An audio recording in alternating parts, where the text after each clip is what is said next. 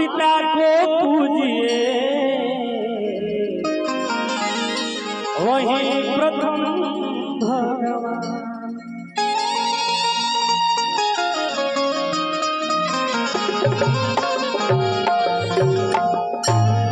एक मिनट दे सुन भाई, अगर बाइक है किसी का बाहर तो दे दीजिए पानी। मैंने कहा हर की देखो काली माता समाज कहा जाता। हे माई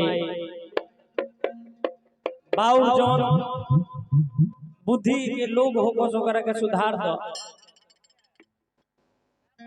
बहिन कहल रक्षा बंधन के कि हमारा के राखी के बसे कहीं बनाई देती है। माई कहिए ले घर में रोती है ओकरा के ले के टाइम से दवाई देती है। अभी अगर केहू के दुख लग जाओ अपना माई के मारत हो तो हमार का दोष बा। हर की देखो काली माता समाज कहाँ जाता। खेत खाता गधा खेत खाता गधा आदमी पिटाता। का कही भैया पिंटू भैया है ना ये वतन के चाक ये वतन के चाक जख्मों को सिलने नहीं देते। कमल का फूल रोज खिलता है मगर खिलने नहीं देते। हम हरदम सोचते हैं कि हिंदू और मुसलमान मिलकर रहे मगर राजनीति के दलाल हमें मिलने नहीं देते। वाह वाह क्या बात है, जोरदार तालियां।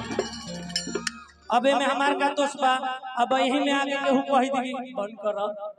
हर के देखो काली माई समाज देखो काली माई समाज कहाँ जाता। एक खाता गधा एक खाता गधा भैया हमार का दोस्त बा। बात सही बोलने बनी कि धर्मी भटकले कुकर्म के खेल में। भाई देखी बढ़िया लागल हुई पुरस्कार देवे करी। अब यही में मान लगी केहू बाउर हुई अगर बाउर लग जाते में हमारे दोस्त नहीं के भैया हम बहुत खुश होनी। भले पिंटू भैया कहले धर्मी धरैले कुकर्म के खेल में। सासाराम बापे बेटा खेलल गइले जेल में। देखिए हजारों हजार रुपए के पुरस्कार आयल। ये पुरस्कार कुछ नहीं के भैया हमारा के नाम दे दिले बड़ा हमारा काम ठीक बा। हमार गायक बने वाला मुंह थोड़े हो आधार कार्ड के हिसाब से हमार मुंह हो। अच्छा भैया बाबा तनी रोक दो भैया रोक दो दादा। अच्छा हम खूब बड़ बार बढ़ा के कान से राम ठूसल गइले जेल में। राजेश भैया कि सच बात कहला तो काहे भभा। सच बात कहला तो काहे। भाई देखिए भैया भाई जय हो लक्ष्मी 500 रुपया मेरा के मिल गेले। गावे के रही त ढेर लोग क्रीम पाउडर मारी के रोड पर घूमत का होता कि धर्मी धरैले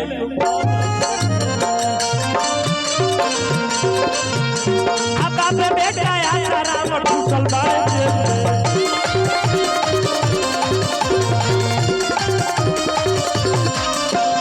सच बात बोलला फोटो के भभाता।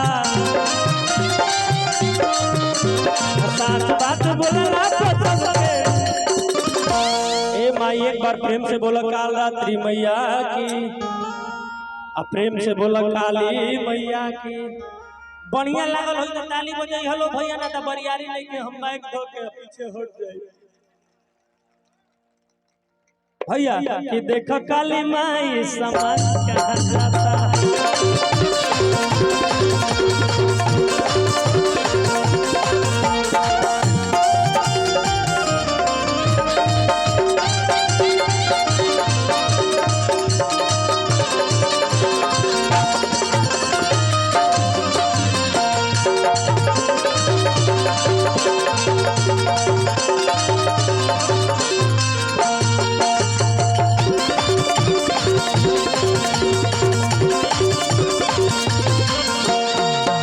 भैया बहुत बढ़िया